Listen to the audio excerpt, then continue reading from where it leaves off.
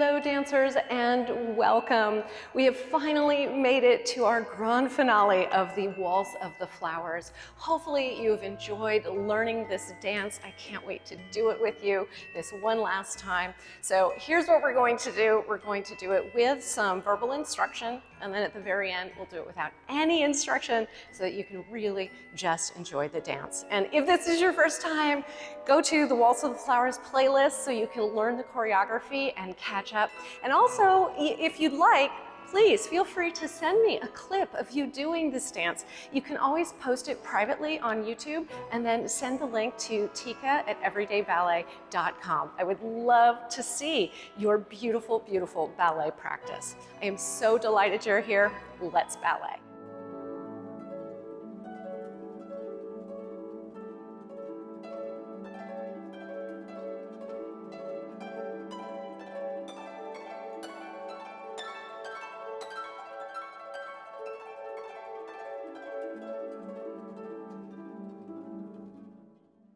Today, I am a red, red rose. What flower are you today? Starting in B+, we're going to welcome and call everyone to the dance. Just a light mark here.